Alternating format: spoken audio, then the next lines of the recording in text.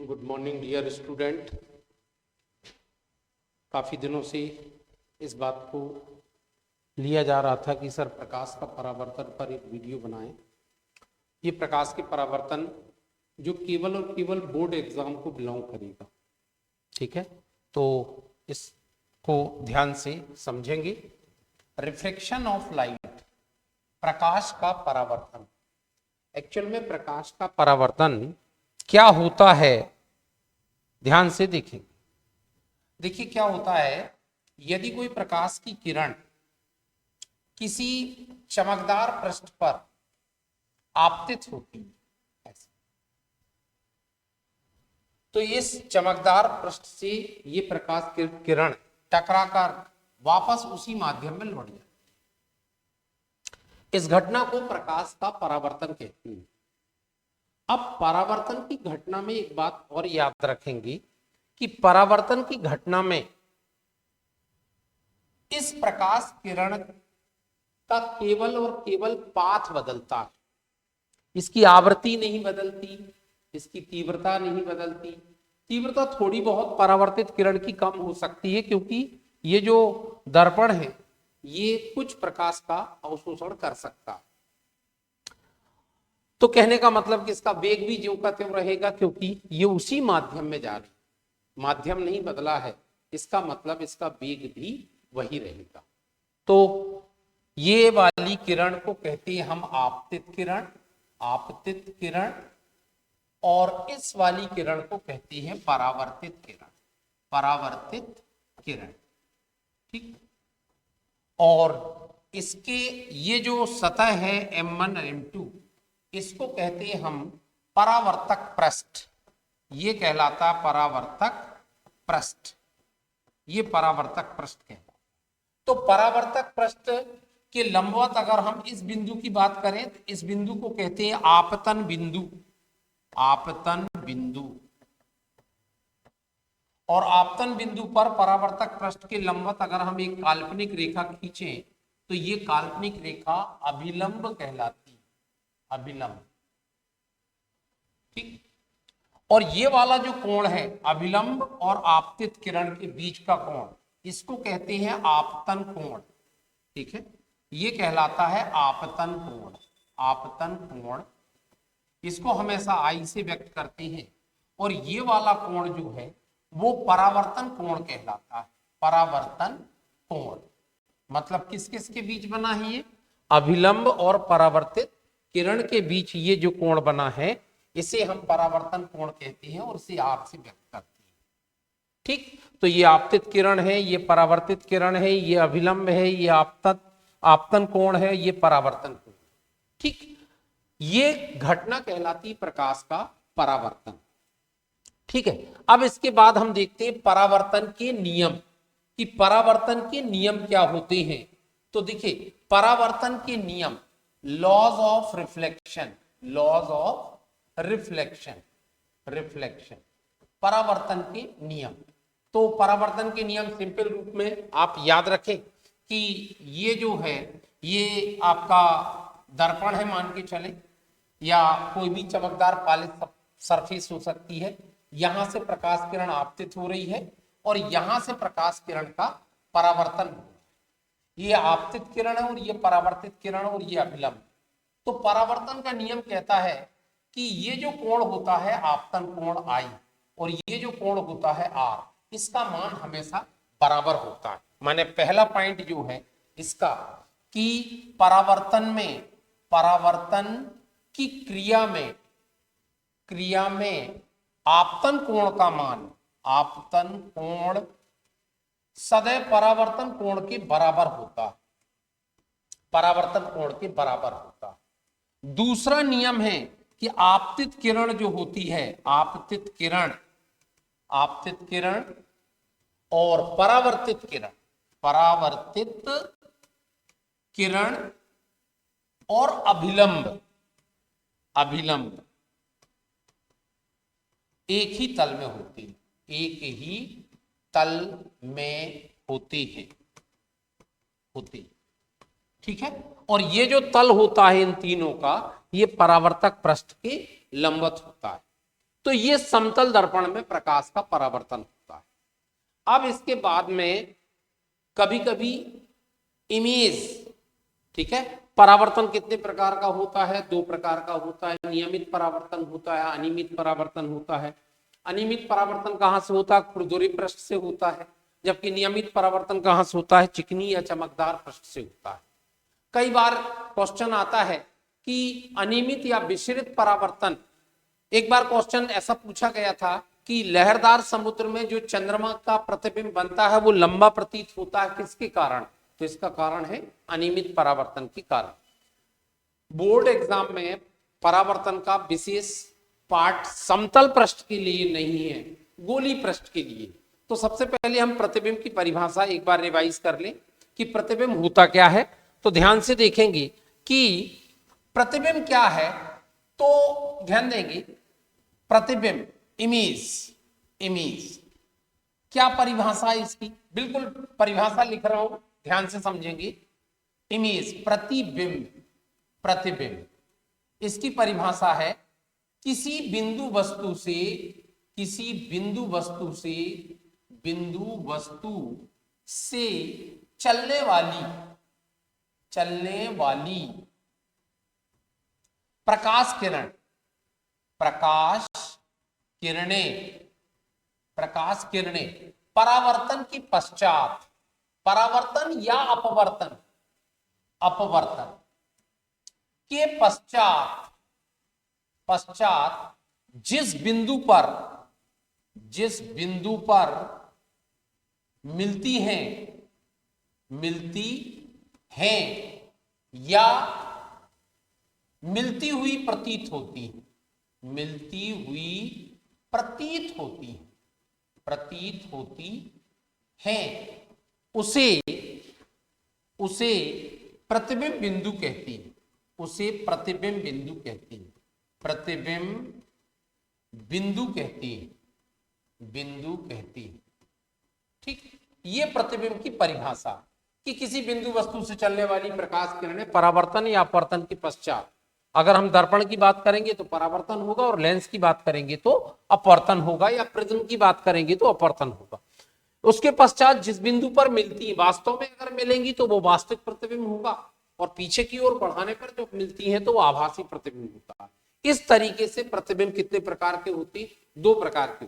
ध्यान रखेंगे किसी भी बिंदु वस्तु से असंख्य किरणें निकलती, किंतु प्रतिबिंब निर्माण के लिए हमें केवल 2 किरणें लेना ही पर्याप्त होता। वो दोनों किरणें परावर्तन के पश्चात जिस बिंदु पर मिलेंगी या जिस बिंदु से होकर आती हुई प्रतीत होंगी, वही क्या कहलाएगा? उसका प्रतिबिंब। तो इस आधार पर प्रतिबिंब 2 प्रकार का होता है।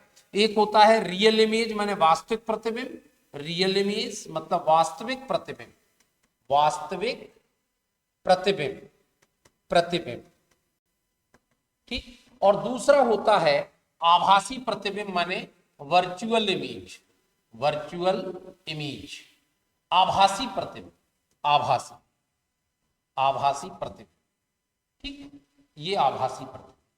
तो रियल इमेज में क्या होता है? जैसे मान लीजिए कि हमारे पास एक अवतल दर्पण रहेगा, ये अवतल दर्पण है और ये इसकी प्रिंसिपल एक्सिस है, ये इसका वक्रता केंद्र है, ये ध्रुव है और ये फोकस है, ये ध्रुव है। और अगर कोई प्रकाश किरण, कोई वस्तु यहां पर रखी है ए बी, तो अगर बिंदु ए से कोई प्रकाश किरण चलेगी तो ये प्रकाश किरण मुख्य अक्ष के समांतर जाएगी, परावर्तन के पश्चात कहां से जाती? फोकस से जाती। और जो प्रकाश किरण फोकस से होकर जाती है वह परावर्तन के पश्चात मुख्य अक्ष के समांतर हो जाती। तो अब देखिए, ये वाली प्रकाश किरण और ये वाली प्रकाश किरण, दोनों प्रकाश किरणें एक बार तो यहां मिल रही हैं, लेकिन ये परावर्तित हो गई जबकि ये अभी आपतित हो रही, तो यहां पर मिल रही, ये भी परावर्तित हो गई और ये भी परावर्तित हो गई। तो ये दोनों प्रकाश किरणें इस बिंदु पर मिल रही हैं, तो इस बिंदु पर वस्तु का प्रतिबिंब बन जाएगा ए डैश बी डैश, ये कहलाता वास्तविक प्रतिबिंब। और अगर हम समतल दर्पण की बात करें, जैसे मान के चलें कि ये समतल दर्पण है, यहां पर अगर कोई बिंदु वस्तु है तो यहां से एक प्रकाश किरण चलेगी, ये अभिलंब है, आपतन कोण का मान परावर्तन कोण के बराबर होगा।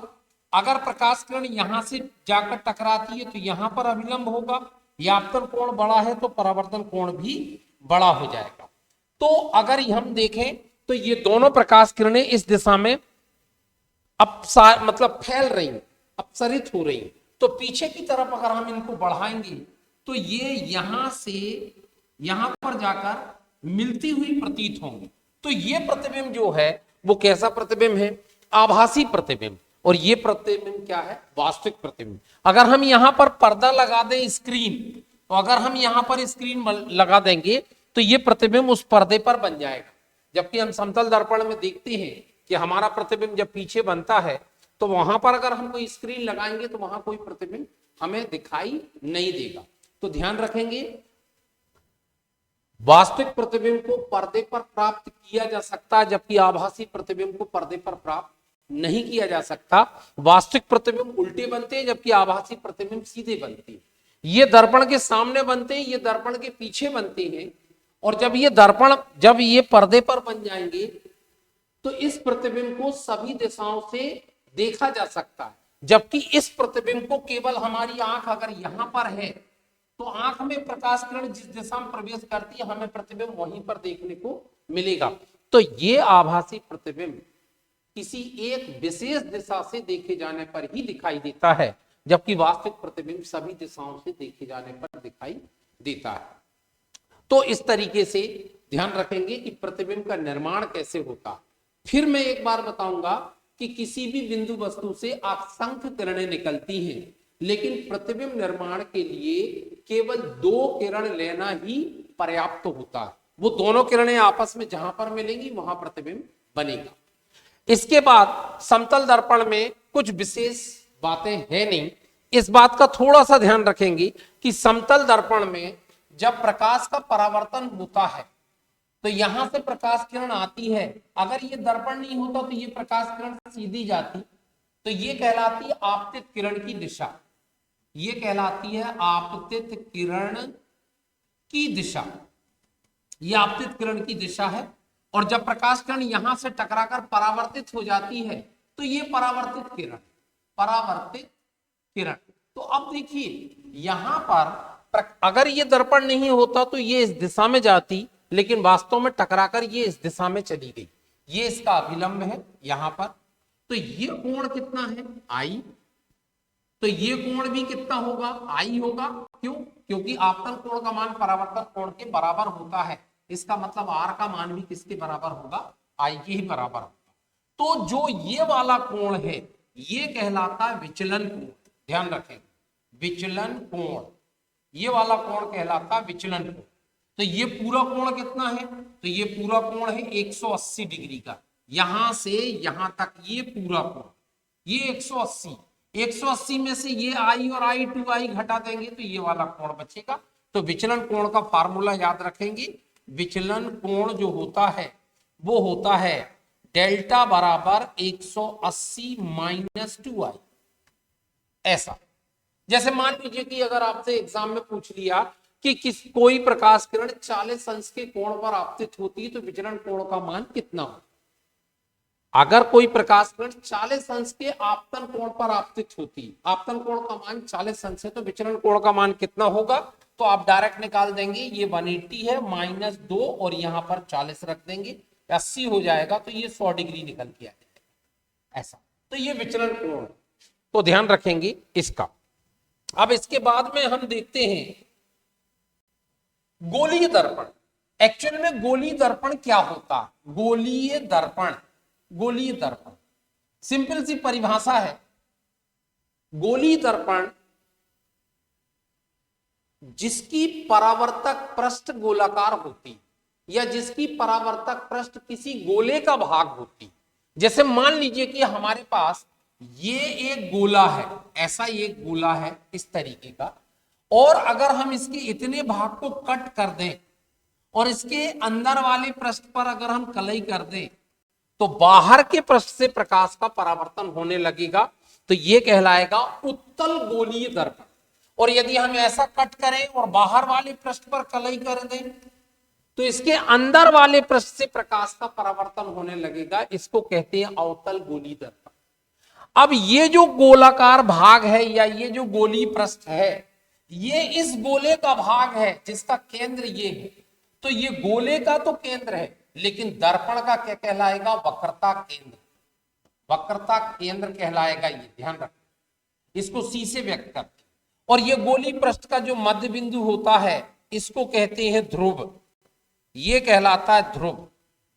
और गोली दर्पण जिस गोले का भाग होता है उस गोले की त्रिज्या को दर्पण की वक्रता त्रिज्या कहते हैं, वक्रता त्रिज्या, वक्रता त्रिज्या, और इसको कैपिटल आर से व्यक्त करते हैं। और वक्रता केंद्र और ध्रुव को मिलाने वाली अगर हम एक काल्पनिक रेखा बना दें तो ये कहलाती मुख्य अक्ष, ये कहलाती मुख्य अक्ष, ध्यान रखें, ये मुख्य अक्ष कहलाती। और गोली दर्पण जो इस तरीके से मिला है, ये वाला पार्ट जो यहां से काटा गया है, तो इसका जो व्यास है, ये वाला गोले का व्यास नहीं, ये वाला व्यास, इस वाले गोली वृत्तीय नेमी का जो व्यास है इसको कहते हैं हम द्वारक, अपर्चर या द्वारक कहते हैं। तो ये ध्रुव कहलाता है, ये वक्रता केंद्र कहलाता है, ठीक है, ये वक्रता त्रिज्या कहलाती है, ये मुख्य अक्ष कहलाता है। तो ये इसकी परिभाषा होगी। अब इसके बाद में इस बात का ध्यान रखेंगे कि अगर हमारे पास मान लीजिए कि ये दर्पण है जिसकी बाहरी पृष्ठ या बाहर वाले भाग में कलई की गई है और प्रकाश का परावर्तन आंतरिक पृष्ठ से हो रहा है, तो ये कहलाता है अवतल दर्पण। ये इसका इस गोले का भाग है, तो इसका ये वक्रता केंद्र है, ये ध्रुव है, और ये फोकस है। अभी हम फोकस की बात नहीं कर रहे हैं, ये ध्रुव है। अगर कोई प्रकाश किरण यहां से जाएगी तो ये आपतित किरण है, जिस बिंदु पर टकराती वो आपतन कोण मतलब आपतन बिंदु कहलाता है। और अभिलंब अगर हम यहां से डालेंगे तो ये अभिलंब कहलाएगा।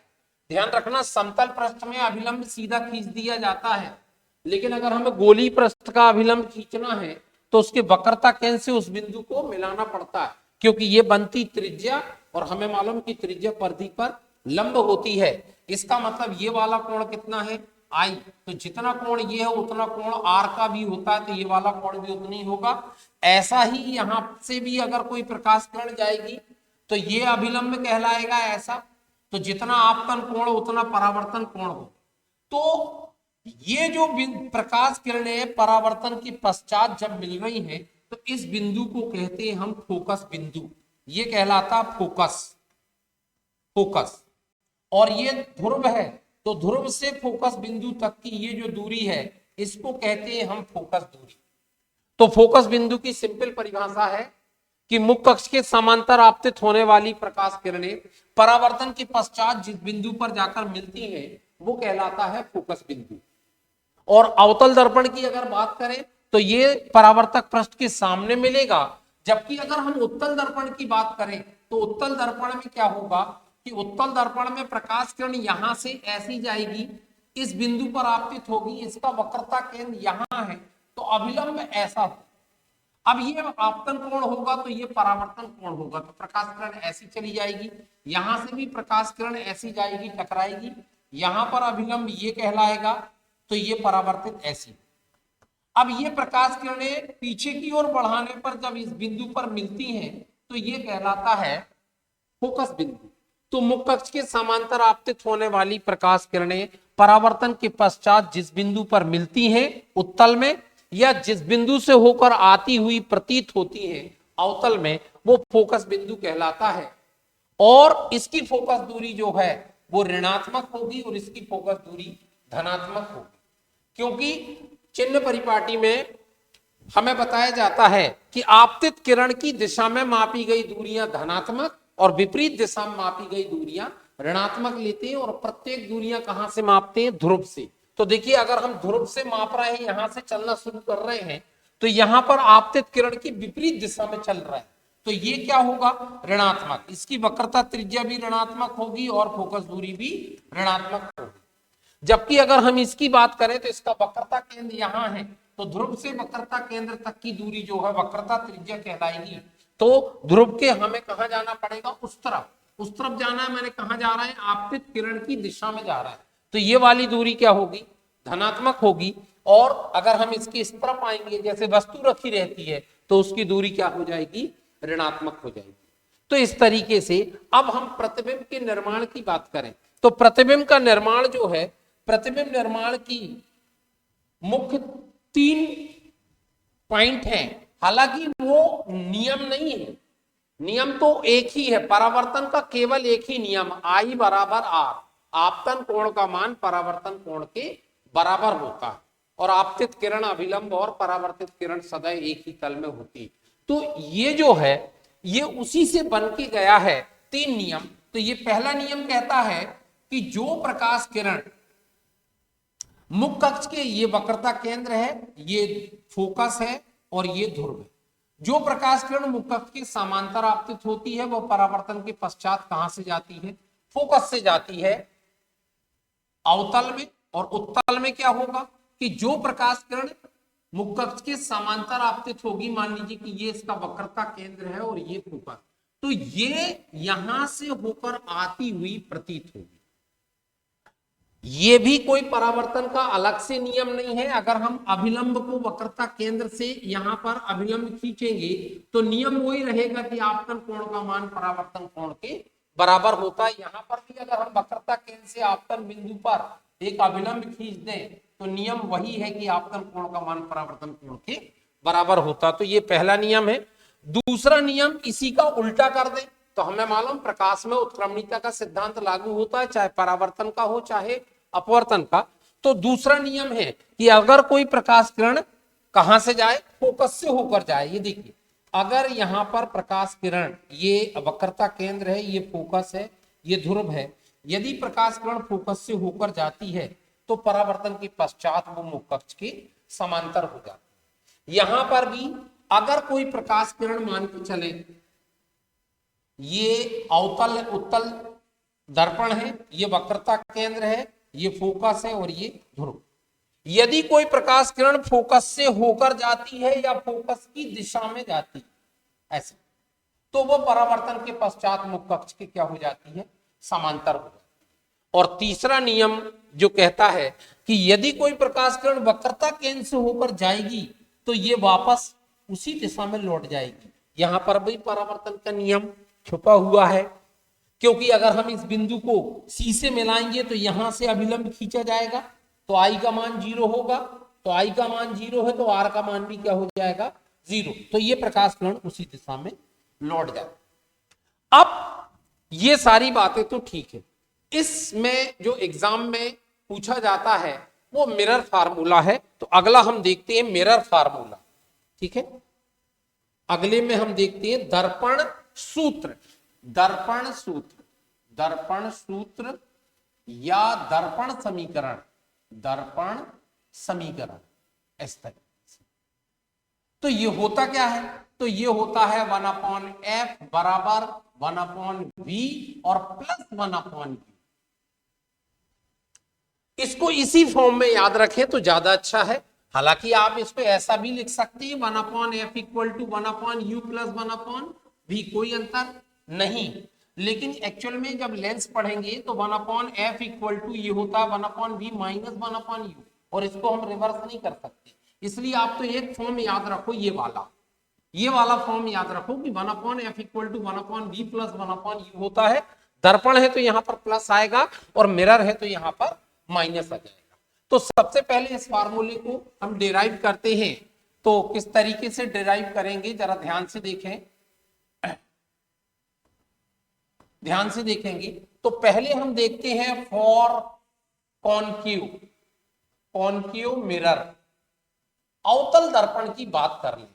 अवतल दर्पण के तो देखिए सबसे सही मेथड बता रहा हूं, ध्यान से समझेंगे। ये अवतल दर्पण है, ये इसका मुख्य कक्ष है, ये इसका वक्रता केंद्र है, ये इसका फोकस है और ये इसका ध्रुव है। एक प्रकाश किरण यहां, मतलब वस्तु जो है वो यहां पर स्थित है, ये वस्तु ए बी है, ठीक है।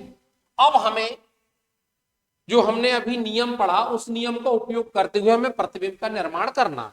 तो पहला नियम अगर हम ध्यान से देखें तो पहले नियम को आप छोड़ दीजिए, दूसरा नियम पकड़ लीजिए कि अगर कोई, या पहला नियम भी देख सकते हैं कि यदि कोई प्रकाश किरण मुख्य कक्ष के समांतर आपतित होगी ऐसी। एक बात का ध्यान रखें कि लाइन खींचते ही आप ये एरो का निशान बना दें, तो जो प्रकाश किरण मुख्य अक्ष के समांतर आपतित होती है वो कहां से जाती है, फोकस से होकर जाती है, ऐसे, ठीक। और जो प्रकाश किरण वक्रता केंद्र से होकर जाती है वो वापस उसी दिशा में लौट जाती है। तो अब ये दोनों परावर्तित किरणें आपस में कहां मिल रही हैं, ये भी परावर्तित, ये भी परावर्तित, इस बिंदु पर, और आई कहां से, ए से। तो ए से चलने वाली सारी किरणें, अनंत किरणें भी जाएंगी तो टकराकर सबकी सब कहां मिलेंगी, इस बिंदु पर मिलेंगी। तो ये बिंदु हो गया ए डैश। अच्छा, जो प्रकाश किरण बी से चलेगी तो अभिलंबक आपतित होगी, वापस इसी दिशा में लौटेगी, तो बी का प्रतिबिंब तो इसी लाइन पर बनेगा। तो हमने इससे एक लंब डाल दिया यहाँ पर, ए डैश बी डैश। ये वस्तु ए बी का प्रतिबिंब होगा जो कि वास्तविक प्रतिबिंब। अब ध्यान देंगे कि अगर मैं एक और किरण ले लूं कि मान लीजिए कि कोई किरण इस बिंदु पर आपतित हो रही है, बिंदु पी पर, तो आप ध्यान से देखेंगे कि ये वाला कोण क्या कहलाएगा, आपतन कोण, क्योंकि ये बिंदु जो है वक्रता केंद्र से जब हम इसको मिलाएंगे तो ये वाला बिंदु आपतन बिंदु है, तो ये वाला कोण क्या होगा, आपतन कोण। और आपतन कोण का मान सदैव परावर्तन कोण के बराबर होता, तो जो भी प्रकाश किरण होगी वो यहीं से जाएगी। क्यों जाएगी, क्योंकि ए का प्रतिबिंब ए डैश पर बन चुका है, तो ए से जितनी भी किरण चलेंगी वो सबकी सब कहां से जाएंगी, ए डैश से ही होकर जाएंगी।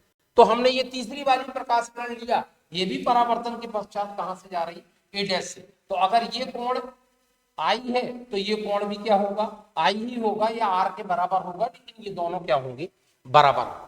और इसके बाद ये दर्पण है, एमपीएन।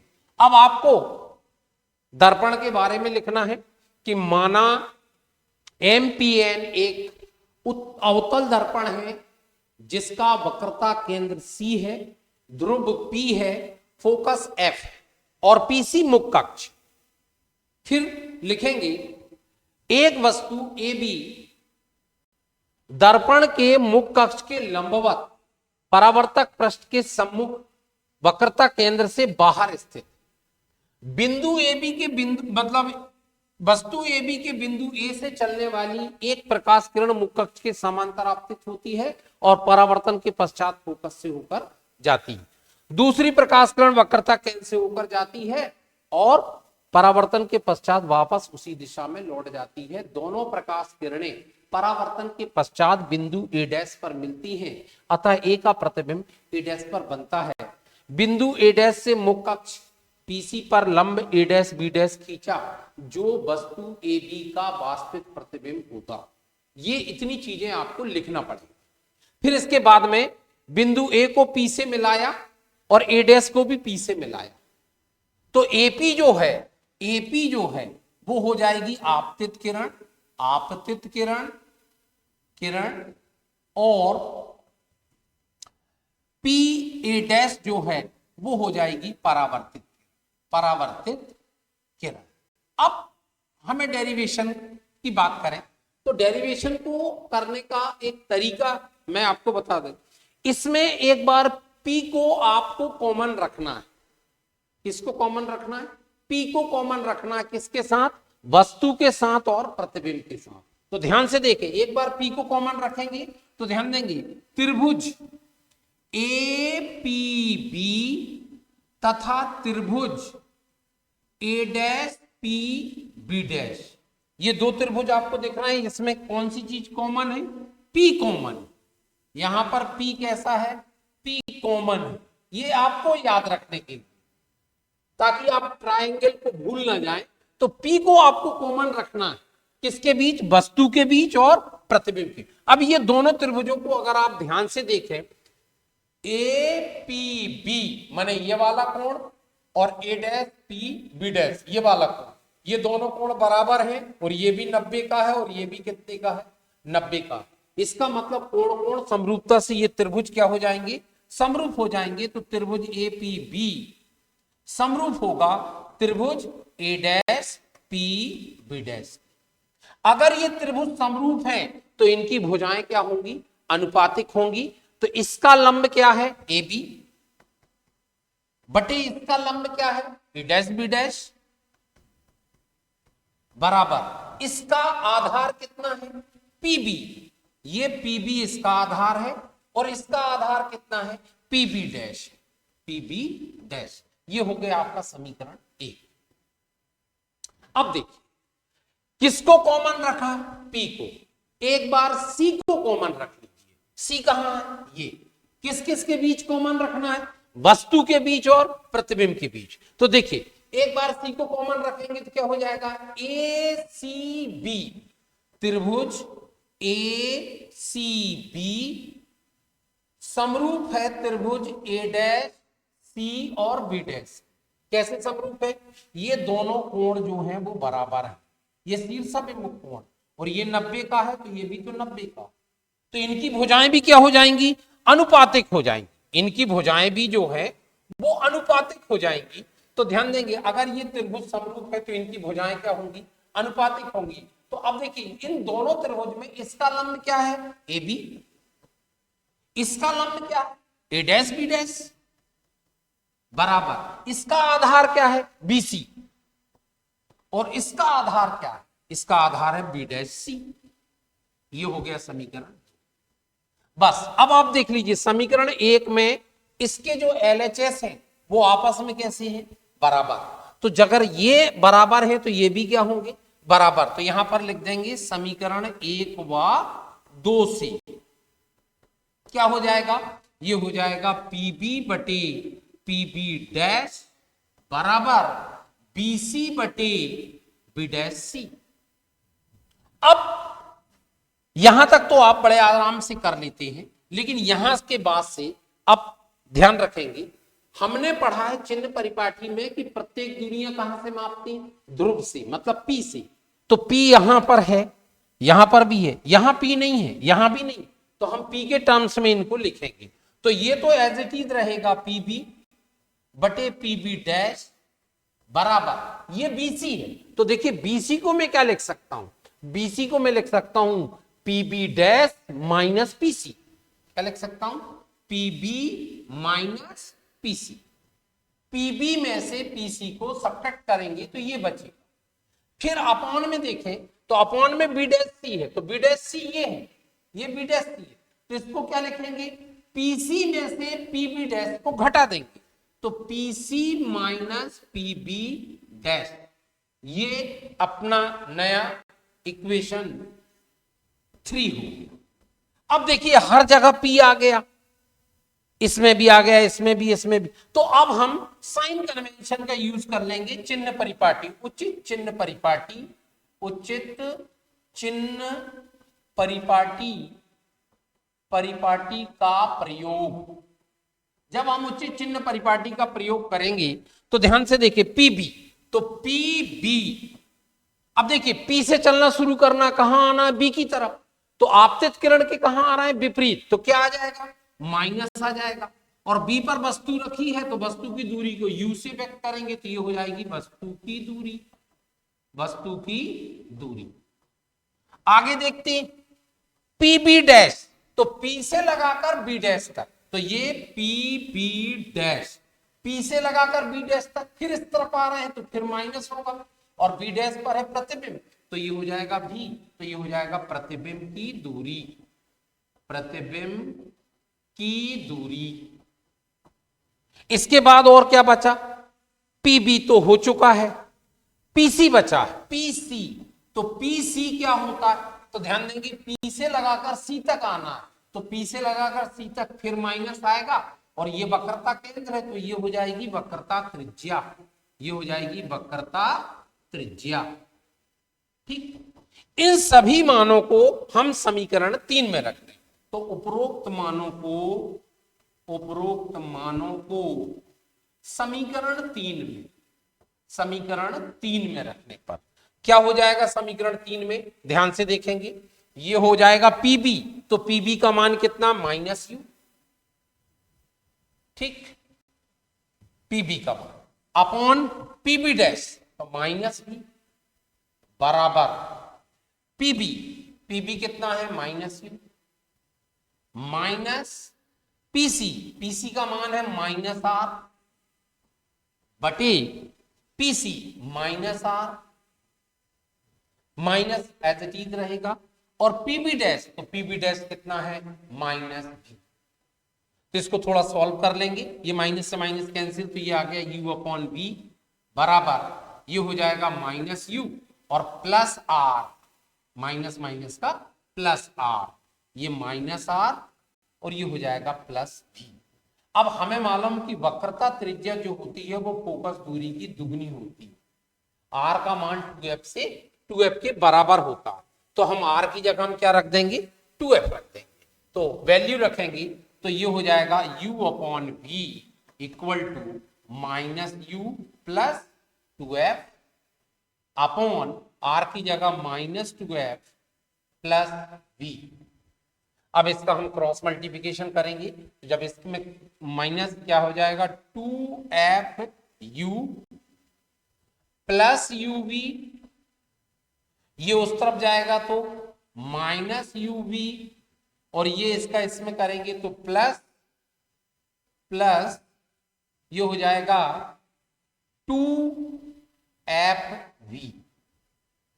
ये uv को यहां ट्रांसफर कर देंगे तो uv और ये इस तरफ आ गया तो प्लस uv इक्वल टू ये 2fv ज्यों का त्यों, और ये माइनस वाला जब उस तरफ जाएगा तो ये प्लस में हो जाएगा तो प्लस 2fu आ गया।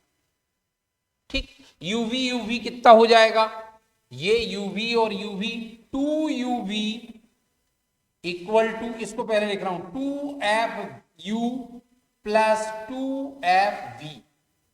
अब देखिए uv 2uvf से भाग देने पर दोनों तरफ, तो यहां पर कितना हो जाएगा 2uv बटे में आ जाएगा 2uvf बराबर 2fu upon 2uvf plus 2fv upon 2uvf। ये 2uv से 2uv कैंसिल, यहां 2 से ये 2 कैंसिल, f से ये f कैंसिल, u से ये u कैंसिल, फिर 2 से ये 2 कैंसिल, f से ये वाला f कैंसिल और v से ये वाला, तो यहां पर बचेगा हमारे पास 1 अपॉन f इक्वल टू, यहां पर बचेगा 1 अपॉन v और प्लस यहां पर बचेगा 1 अपॉन u। देखिए ये छोटी छोटी सी स्टेप है, इसलिए मैं कर रहा हूं क्योंकि बहुत कमजोर बच्चे भी इसको बड़े आराम से देखकर कर सकते हैं और समझ सकते हैं। तो ये हमारा दर्पण समीकरण, दर्पण समीकरण ऐसा ये कहलाता है दर्पण समीकरण। कभी कभी दर्पण समीकरण की परिभाषा अगर पूछ ले तो आप लिख सकते हो कि किसी भी दर्पण से, दर्पण के ध्रुव से या दर्पण से प्रतिबिंब की दूरी, दर्पण से वस्तु की दूरी और दर्पण की फोकस दूरी के बीच संबंध दर्शाने वाले समीकरण या सूत्र को हम दर्पण समीकरण या दर्पण सूत्र कहते हैं।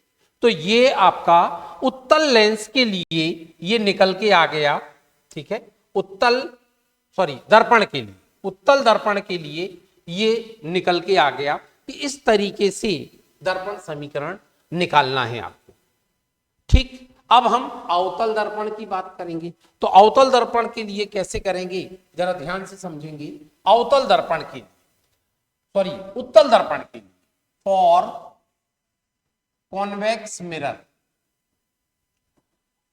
उत्तल दर्पण के लिए देखिए, उत्तल दर्पण क्या होता है, ये उत्तल दर्पण है। तरीका वही याद रखेंगे जो मैंने आपको बताया था, तो कहीं कोई दिक्कत नहीं होगी। आपको एक बार P को टारगेट बनाना है वस्तु और प्रतिबिंब के बीच, और एक बार C को टारगेट बनाना है वस्तु और प्रतिबिंब के बीच। ये है उत्तल दर्पण ऐसा, ये इसका क्या है, मुख्य अक्ष, ये इसका मुख्य अक्ष, ठीक है, ये आपका वक्रता केंद्र है, ये ध्रुव है और ये हो फोकस F। ठीक, अब यहां पर एक वस्तु यहां पर स्थित है, ये वस्तु है AB, ये वस्तु AB है। ठीक, एक प्रकाश किरण मुख्य अक्ष के समांतर जाएगी, लो ये मुख्य अक्ष के समांतर जाएगी, कहां से जाएगी, फोकस से, अंदर तो जा नहीं सकती, फोकस से होकर आती हुई प्रतीत हो। तो ये देखिए हमने एक प्रकाश किरण को यहां से ऐसा बना दिया कि ये प्रकाश किरण फोकस से आती हुई प्रतीत हो रही, ये। अच्छा, दूसरी प्रकाश किरण कहां से जाएगी, वक्रता केंद्र की दिशा में, ये देखिए कहां जा रही, वक्रता केंद्र की दिशा में जा रही है, ये यहां, तो यहां तक जाएगी और ये वापस उसी दिशा में लौट जाएगी। तो आपको मालूम कि ये दोनों प्रकाश किरण, ये वाली प्रकाश किरण, ये वाली प्रकाश किरण, अगर हम पीछे की ओर बढ़ाते इस बिंदु पर आकर मिलती हुई प्रतीत हो रही है, तो इस बिंदु का प्रतिबिंब ए डैश यहां बनेगा, और इससे जब हम परपेंडिकुलर ड्रॉ करेंगे तो ये ए डैश बी डैश जो है वो वस्तु ए बी का क्या होगा, आभासी प्रतिबिंब होगा, क्योंकि सीधा बना है दर्पण के पीछे। अब ए का प्रतिबिंब ए डैश पर बन चुका, तो ए से असंख्य किरणें भी जाएंगी, तो वो सब की सब कहां से आती हुई प्रतीत होंगी, ए डैश से। तो एक प्रकाश किरण को हमने यहां से पी पर टकराया, ये पी पर टकराया, ये देखिए जैसे उसमें टकराया था पी पर, तो ये वाला ये क्या होगा, अभिलंब, तो ये हो जाएगा आपतन कोण। और ये प्रकाश किरण जब परावर्तित होगी तो कहां से आती हुई प्रतीत होगी, ए डैश से।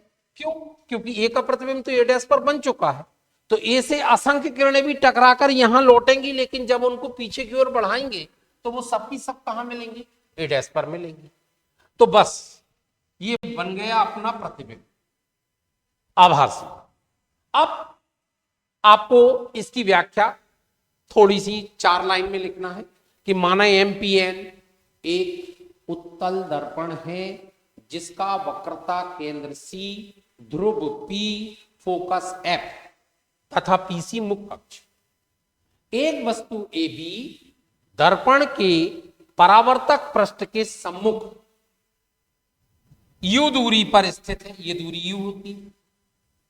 वस्तु ए बी के बिंदु ए से चलने वाली एक प्रकाश किरण मुख्य अक्ष के समांतर आपतित होती है और परावर्तन के पश्चात फोकस से आती हुई प्रतीत होती है। दूसरी प्रकाश किरण वक्रता केंद्र की दिशा में जाती है और परावर्तन के पश्चात वापस उसी दिशा में लौट जाती है।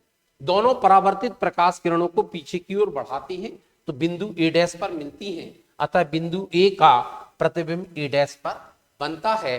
बिंदु ए डैश से मुख्य अक्ष पर ए डैश बी डैश लंब खींचा जो वस्तु ए बी का वास्तविक आभासी प्रतिबिंब होता है। फिर ए को हमने किससे मिलाया, पी से मिलाया, तो ये आपतित किरण बन गई और ये वाली क्या बन गई, परावर्तित किरण। तो हम इसको बिंदु को डी नाम दे दिया या डी डैश डी नाम दे दिया, ठीक है। तो ये जो है ये डी। अब आपको फिर वही चीज याद रखनी जो मैंने आपको बताया था। क्या याद रखनी, आपको ये याद रखना है कि हम किस किस ट्रायंगल को लें। तो ध्यान से देखें, त्रिभुज किसको टारगेट लेंगे, पी को, किसके साथ, वस्तु के साथ और प्रतिबिंब के साथ।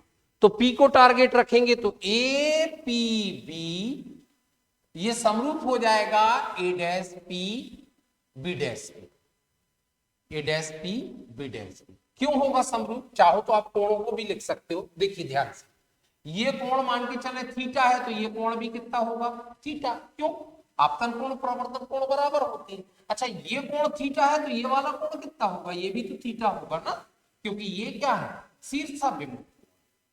तो ये कोण और ये कोण क्या हो गया, बराबर। इसका मतलब हम यहां पर लिख सकते हैं कोण ए पी बी बराबर है कोण किसके, ए डैश पी बी डैश की।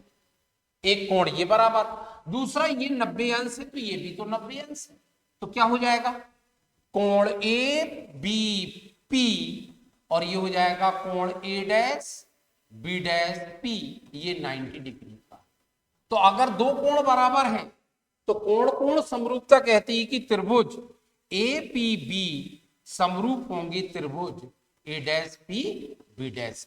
और यदि त्रिभुज समरूप होते हैं तो उनकी भुजाएं जो है संगत भुजाएं क्या होती हैं, अनुपाते। तो इसका लंब कितना है, ए बी, ये देखिए ए बी बटे इसका लंब, इस त्रिभुज का लंब ए डैश बी डैश, ये हो जाएगा ए डैश बी डैश बराबर इसका आधार कितना है, पी बी, इसका आधार है पी बी बटे इसका आधार कितना, इसका आधार है पी बी डैश, तो ये पी बी डैश। ये हो गया समीकरण आपका एक काम हो गया। किसको कॉमन रखा हमने P को कॉमन रखा, P को कॉमन रखा। अब हम किसको कॉमन रखते हैं, C को कॉमन रखते हैं। किस किस के बीच, वस्तु के बीच और प्रतिबिंब के बीच। तो अब देखिए सी को कॉमन रखेंगे तो ध्यान से देखेंगे यहां पर, ये देखिए पुनः त्रिभुज ए सी बी, यहां देखेंगे ए सी बी, ये बड़ा वाला ए सी बी, और दूसरा तथा त्रिभुज ए डैश सी बी डैश, ये देखिए ए डैश सी और बी डैश, ये वाला। अब देखिए कोण ए सी बी बराबर है कोण ए डैश सी बी डैश के, कारण ये कॉमन एंगल, ये उभयनिष्ठ कोण है। इस बड़े वाले त्रिभुज में भी कोण सी यही आएगा और ए डैश सी बी डैश करेंगे तो यही वाला कोण, तो ये तो कॉमन, और ये भी 90 का है और ये भी कितने का है, 90 का है। तो हम लिख देंगे कोण ए बी सी बराबर कोण ए डैश बी डैश सी, ये 90 का, और ये कोण कैसा है, कॉमन, ठीक है, उभयनिष्ठ कोण, उभयनिष्ठ कोण, ठीक। तो अब ये तो दो कोण बराबर हो गए, इसका मतलब कि त्रिभुज ए सी बी समरूप हो जाएगा त्रिभुज ए डैश सी बी डैश। अगर त्रिभुज समरूप है तो इनकी भुजाएं क्या होंगी, अनुपातिक होंगी। तो इसका लंब होगा ए बी, इसका लंब होगा ए डैश बी डैश, ए डैश बी डैश बराबर इसका आधार, तो ये बड़े वाले त्रिभुज का आधार कितना है, बी सी, तो ये हो जाएगा बी सी, और छोटे वाले त्रिभुज का आधार ये हो जाएगा बी डैश सी, तो ये हो जाएगा आपका बी डैश सी, ठीक। अब यहां पर फिर वही बात जो अपन ने वहां देखा था कि यहां पर P नहीं है, ठीक है, यहां पर ये हो गया समीकरण 2, ठीक।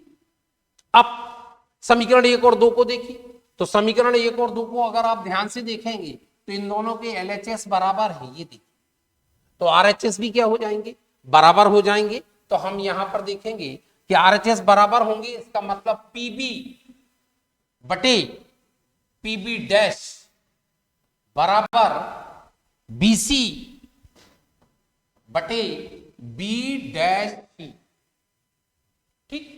अब यहां पर P नहीं है तो P लेके आएंगे, तो ध्यान देंगे ये हो जाएगा PB अपॉन PB डैश बराबर BC, BC की वैल्यू देखो B से लगाकर C तक, तो इसको P के साथ दो भागों में तोड़ लो, PB और PC, तो ये हो जाएगा PB धन PC upon B dash C, B dash C अपना ये है, इसको भी तोड़ेंगे तो ये हो जाएगा PC और minus PB dash, PB dash. अब सब में P आ गया क्योंकि प्रत्येक दूरियां हमें ध्रुव से मापनी है, तो उचित चिन्ह पर, ये समीकरण हो गया 3, और हम अब करेंगे उचित चिन्ह परिपाटी, चिन्ह परिपाटी, परिपाटी का प्रयोग। जब हम उचित चिन्ह परिपाटी का प्रयोग करेंगे तो PB कितना है जरा ध्यान से देखें, P से B की तरफ आएंगे तो आपतित किरण की विपरीत आ रहा है, इसलिए आएगा -u वस्तु की दूरी, PB डैश P से B डैश तरफ जा रहा है, उसी तरफ जा रहे हैं तो प्लस में आएगा, और बस प्रतिबिंब की दूरी है तो ये हो जाएगा +b बराबर PB फिर -u प्लस PC। देखिए P से लगाकर C तक जाएंगे तो उसी दिशा में जा रहे हैं, इसलिए ये क्या होगी, वक्रता त्रिज्या यहां से यहां तक की दूरी r, और ये धनात्मक होगी तो ये r हो जाएगा बटे PC, ये भी r होगा, और माइनस PB डैश, तो P से लगाकर B डैश तक तो ये भी है, तो ये भी होगा। अब हमें मालूम कि r किसके बराबर होता है, ये 2f के बराबर होता है, तो बस आप r के यहां पर वैल्यू रख दीजिए। तो ये देखिए अब इसको कैलकुलेट कर लेंगे तो ये हो जाएगा -u plus b equal to -u plus r की जगह में 2f रख देंगे, ये भी कितना हो गया 2f और -b। अब क्रॉस मल्टीप्लिकेशन कर लीजिए, तो देखिए जब इसका इसमें मल्टीप्लिकेशन करेंगे तो ये हो जाएगा -2fu, माइनस माइनस का प्लस तो ये हो जाएगा ub, फिर इसका जब इसमें करेंगे तो ये -uv और ये हो जाएगा प्लस 2FV, FV। अब इसको हम यहां ले आए, ये माइनस का है तो इस तरफ आएगा तो प्लस में हो जाएगा, तो एक UV तो है, ये भी आ गया तो UV हो गया, इक्वल टू इसको ले गया मैंने उस तरफ तो ये प्लस में हो गया 2FU, और ये इसी तरफ है तो प्लस FV। ये UV और UV हो गया 2UV, ये हो जाएगा 2FU और प्लस 2FV। बस अब फिर से हम वही करेंगे, क्या करेंगे, दोनों पक्षों में UVF से भाग देने पर तो हम भाग दे देंगे तो ये हो जाएगा 2UV upon 2UVF, sorry 2UVF equal to 2FU बटे 2UVF प्लस 2FV बटे 2UVF। ये 2UVF ये 2UV कैंसिल हो जाएगा, यहां पर क्या बचेगा, यहां बचेगा 1/F, यहां 2 से 2 कैंसिल हो जाएगा, F से F कैंसिल हो जाएगा, U से U कैंसिल, तो यहां बचेगा 1/V प्लस यहां 2 से 2 कैंसिल हो जाएगा, F से F कैंसिल हो जाएगा, V से V कैंसिल हो जाएगा, तो ये बचेगा 1/V। ये आ गया आपका दर्पण समीकरण। ये जो दर्पण समीकरण होता है इसमें एक बात का ध्यान रखें, कभी अगर छोटे सी न्यूमेरिकल आ जाए तो न्यूमेरिकल वैल्यू को चिन्ह के साथ रखना, और जिस चीज को निकालने के लिए कहता है वो उसका चिन्ह नहीं देना, उसका चिन्ह साइन के साथ निकल के आएगा।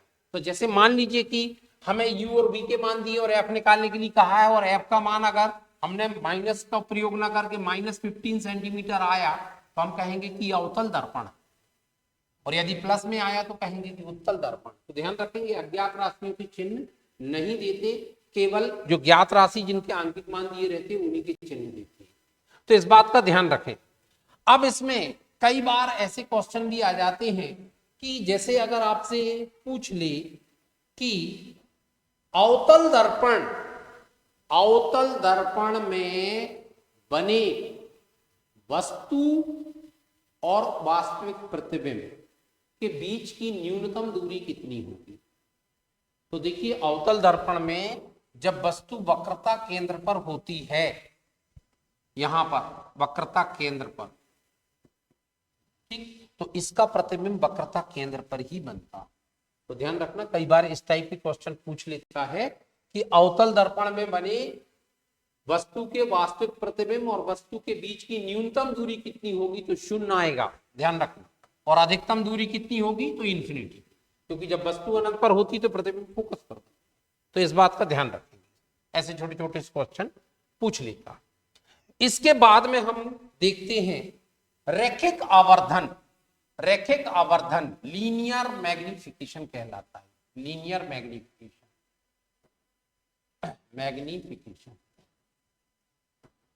रैखिक आवर्धन, ये रैखिक आवर्धन होता क्या है। तो देखिए रैखिक आवर्धन का मतलब होता है गुना कि वस्तु की लंबाई की तुलना में प्रतिबिंब की लंबाई कितने गुनी ज्यादा है, इसे कहते हैं रैखिक आवर्धन। तो गुना ढूंढना मैंने, प्रतिबिंब की लंबाई हमको पहले लिखनी पड़ेगी और बटे में वस्तु की लंबाई। तो रैखिक आवर्धन जो होता है, रैखिक आवर्धन ये होता है प्रतिबिंब की लंबाई और बटे वस्तु की लंबाई, और ये दोनों लंबाइयां कहां से मापती, मुक्त अक्ष से। तो ऊपर मापी गई लंबाई धनात्मक ले लेते हैं और नीचे मापी गई लंबाई को ऋणात्मक ले लेते हैं, माने m जो होता है वो होता है I/O, ये होता है।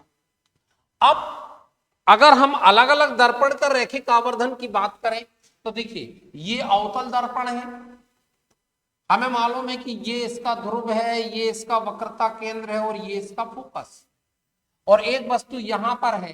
तो हमने देखा है कि एक प्रकाश किरण मुक्त अक्ष के समांतर जाती है, कहां से जाती है, फोकस से। दूसरी प्रकाश किरण वक्रता केंद्र से होकर जाती है और वापस उसी दिशा में लौट जाती है, तो इसका प्रतिबिंब यहां पर बना था A' और बी डैश, यहां पर बना था प्रतिबिंब। हमने क्या किया था, ए को बिंदु पी से मिलाया था और इसको भी पी को ए डैश से हमने मिलाया।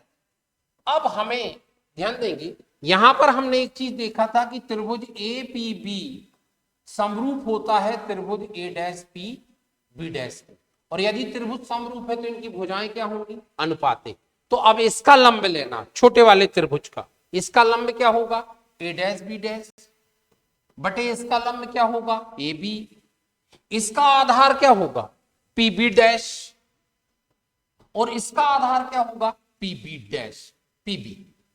ऐसा क्यों किया, पहले अभी अपन ने ड्राइव किया था उसमें इसका लंब बटे इसका लंब लिया था, लेकिन इसमें उल्टा क्यों किया, क्योंकि हमें प्रतिबिंब की जो लंबाई है, अगर आप ध्यान से देखें, ये प्रतिबिंब की लंबाई हमें ऊपर मिल रही, तो हमें प्रतिबिंब की लंबाई इसको ऊपर लेना पड़ेगा, इसलिए ऐसा किया गया। अब यहां पर चिन्ह परिपाटी का प्रयोग करेंगे, चिन्ह परिपाटी। तो चिन्ह परिपाटी में अगर आप ध्यान से देखें तो ए डैश बी डैश कहां है, मुख्य अक्ष के नीचे, तो इसमें क्या आएगा, माइनस, तो ये हो जाएगा माइनस आई। ए बी क्या है, ऊपर है मुख्य अक्ष की, तो ये हो जाएगा ओ। इसके बाद पी बी डैश, तो पी से लगाकर बी डैश तक माइनस में आएगा क्योंकि ध्रुव के इस तरफ है, तो ये माइनस बी, और ये पी बी है तो माइनस यू। इसका मतलब यहां 3 माइनस है, तो ये माइनस माइनस का प्लस हो गया, मान के चले, तो I upon O equal to minus B upon U. ध्यान रखें, ये भी एम के ही बराबर होता है, ठीक। इसी टाइप से हम उत्तल दर्पण के लिए भी निकाल सकते हैं। तो हमारे पास रैखिक आवर्धन का जो सूत्र आया वो होगा I upon O equal to minus B upon you.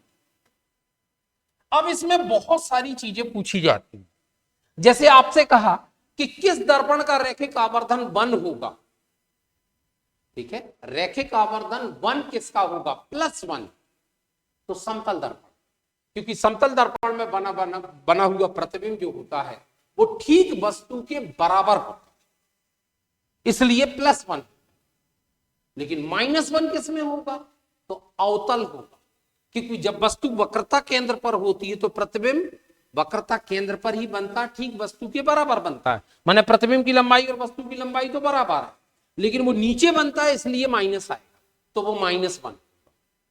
फिर अगर हम अवतल दर्पण की बात करें, अवतल दर्पण, तो अवतल दर्पण की अगर बात करें, अवतल दर्पण का रैखिक आवर्धन 1 से बड़ा भी होता है, 1 से छोटा भी होता है, और 1 के बराबर भी होता है, -1, इस टाइप से, ठीक है। माने अवतल दर्पण लेकर यहां पर वास्तविक प्रतिबिंब की बात कर, किसकी बात कर ले, वास्तविक प्रतिबिंब, वास्तविक प्रतिबिंब।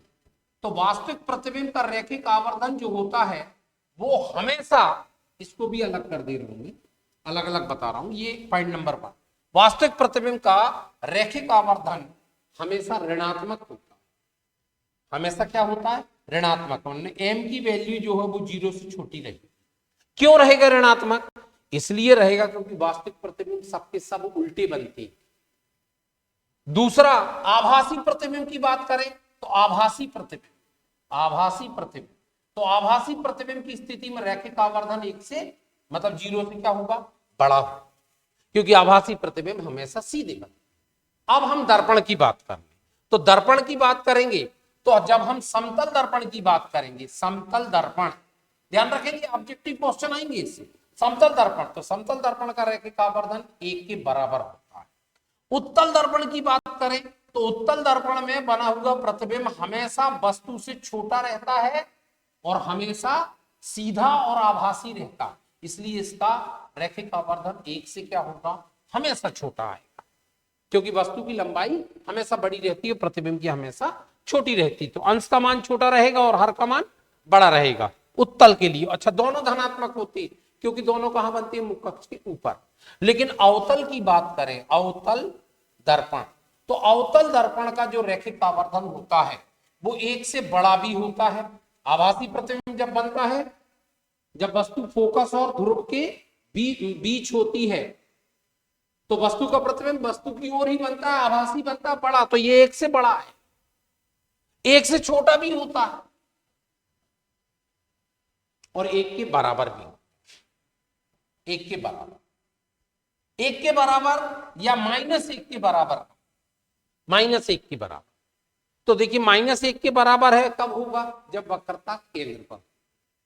तो ध्यान रखेंगे इस तरीके से कि अवतल दर्पण और उत्तल दर्पण में इस तरीके की बात आती है। अब और भी चीजें हैं, जैसे मान के चलें कि आपको न्यूमेरिकल के रिलेशन में देखें तो हमें मालूम कि 1/f इक्वल टू होता है 1/v और प्लस 1/u, ये होता है। अगर हम v का गुणा कर दें तो ये हो जाएगा v/f, ये हो जाएगा 1, और यहां v का गुणा होगा तो ये हो जाएगा v/u। इसका पक्षांतर यहां कर दें और इसका यहां कर दें तो जब ये इस तरफ आएगा तो ये हो जाएगा v/u माइनस में, ये हो जाएगा 1 और ये हो जाएगा -v/f। इसको सॉल्व करेंगे तो ये आ जाएगा f माइनस v/f, और ये क्या होता है, अभी बताया था, ये होता है m।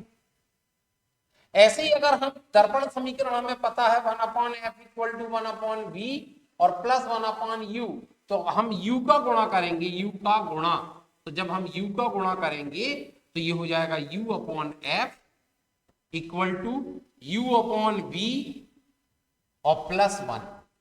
इस 1 को यहां ले आएंगे तो u/f -1 इक्वल टू, या ऐसा करो, ये u/f को यहां ले आओ तो माइनस में आ गया, और इसका हो गया 1 माइनस u/f।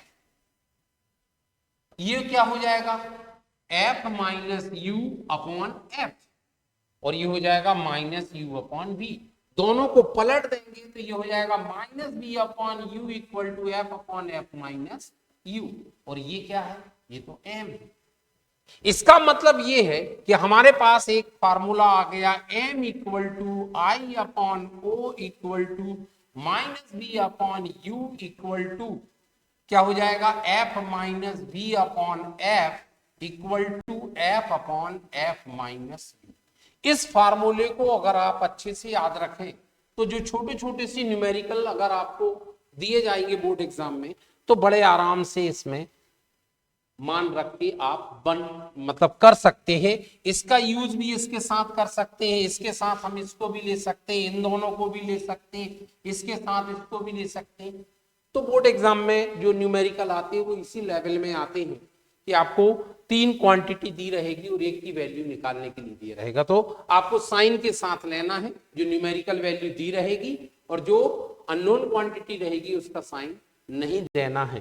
तो इतना आपका रिफ्लेक्शन और रिफ्रैक्शन, मतलब रिफ्लेक्शन में केवल जो स्फेरिकल सरफेस होती है या गोली पृष्ठ पर अपवर्तन की मतलब परावर्तन की बात करें तो केवल इतना ही आता। दर्पण समीकरण है f इक्वल टू r/2, उसको भी आप चाहो तो देख लो, मैं आपको बता दे रहा हूं, हालांकि वो बहुत ज्यादा इजी है, फिर भी देखिए, अगर हम ये दर्पण है, ये दर्पण है, यहां पर इसका वक्रता केंद्र है और ये फोकस, और ये क्या है, ध्रुव। अगर कोई प्रकाश किरण मुख्य अक्ष से समांतर जाएगी तो हमें मालूम कि कहां से जाएगी, फोकस से होकर जाएगी, तो ये हो गया A, ये हो गया B। अब बिंदु B आपतन बिंदु है, इसको C से मिला देंगे तो ये कहलाएगा अभिलंब।